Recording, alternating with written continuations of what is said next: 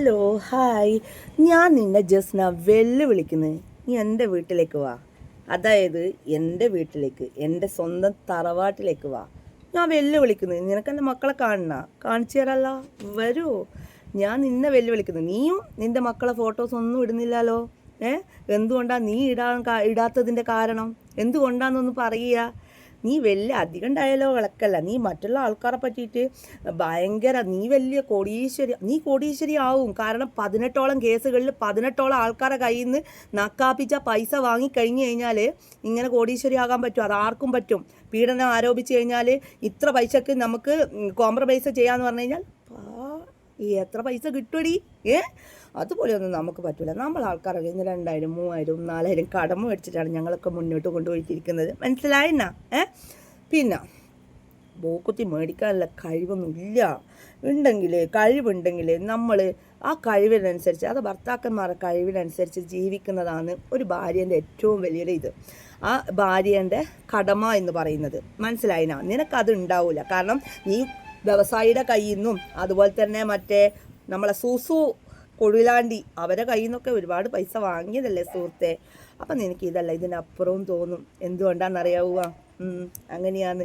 നീ മറ്റുള്ള കുറ്റം ആരോപിക്കുമ്പോൾ സ്വന്തം ഒന്നും ആലോചിച്ച് നോക്കുക. മലന്ന് കടന്നിട്ടൊന്ന് ആലോചിച്ച് നോക്കുക. നീ എങ്ങനെയാണ് ജീവിക്കുന്നത് എന്നുള്ളത്, നീ എന്തിനാണ് ജീവിക്കുന്നത് എന്നുള്ളത് ഒന്ന് വെറുതെ ജസ്റ്റ് ഒന്ന് ആലോചിച്ചാൽ മതി.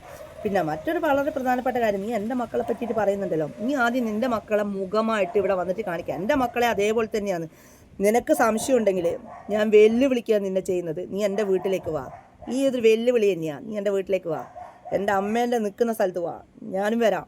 ധൈര്യമായിട്ട് വാ. എൻ്റെ മക്കൾ നിനക്കുള്ള മറുപടി തരാം. അവിടെ തരും. അപ്പോൾ തീർച്ചയായിട്ടും വരണമെന്ന് വിശ്വസിക്കുന്നു. ഇല്ലെങ്കിൽ അങ്ങനെ ചലഞ്ചായിട്ട് ഏറ്റെടുക്കും. ഞാൻ 2-3 കാര്യങ്ങളല്ലേ നിന്നോട് ചോദിച്ചത്. അതായത് വെറും 8ാം ക്ലാസ് യോഗ്യതയുള്ള നീ പ്രധാനമന്ത്രീനെ കാണാൻ പോയി എന്ന് പറഞ്ഞു. ഞാനും പ്രധാനമന്ത്രീൻ്റെ അടുക്ക നിന്നിട്ട് ഫോട്ടോ എടുത്തിട്ടുണ്ടായിരുന്നു. അത് നമ്മളെ മാഗസീനിലുണ്ട്. പക്ഷെ നമുക്കൊന്നും ഫോട്ടോ എടുത്തിട്ട് ഫേസ്ബുക്കിൽ ഇടേണ്ട പിന്നെ അന്നത്തെ ഫേസ്ബുക്കൊന്നും നമുക്കില്ല. 2010, എനിക്ക് തോന്നുന്നു 2009, 2010 എൻ്റെ കയ്യിൽ ഫോണൊന്നും ഉണ്ടായിട്ടില്ല. നമ്മളൊക്കെ ഫോൺ 2013, 14 കാലത്തിലാണ് നമ്മളൊക്കെ ഫോൺ തന്നെ യൂസ് ചെയ്തത്. മനസ്സിലായിനാ? പിന്നെ മറ്റൊരു കാര്യം എന്ന് വെച്ചാൽ, കെട്ടിയിട്ട് പീഡിപ്പിച്ച ആ വ്യക്തിയെ പറ്റിയിട്ട് ഞാൻ നിങ്ങളോട് പറഞ്ഞിട്ടുണ്ടായിരുന്നു.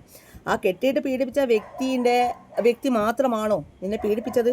വേറെ ആരെങ്കിലും പീഡിപ്പിച്ചിട്ടുണ്ടോ? അത് 2ാമത്തെ ക്വസ്റ്റ്യൻ. ഞാൻ പല ക്വസ്റ്റ്യൻ ചോദിച്ചിട്ടും അതിനൊന്നും ആൻസർ പറയാതെ വീട്ടിലെ ആൾക്കാരൊക്കെ പറയുന്നത് നല്ല സ്വഭാവമാണോ? ഒറ്റ തന്തക്ക് ജനിച്ച സ്വഭാവമാണോ അതൊക്കെ? അല്ലല്ലടി. ഒറ്റ തന്തക്ക് ജനിച്ചിട്ടുണ്ടെങ്കിൽ ഞാൻ ചോദിച്ചതിന് മറുപടി പറയണം.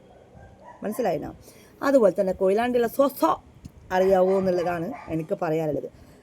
ഞാൻ ഈ കാര്യം നേരെ ചോദിക്കുമ്പോൾ നിനക്കെന്തിനാ അച്ഛൻ്റെയും അമ്മേൻ്റെയും കാര്യങ്ങളൊക്കെ നീ അറിയേണ്ട ആവശ്യം? നല്ലതല്ലല്ലോ അതൊന്ന്. ആണോ?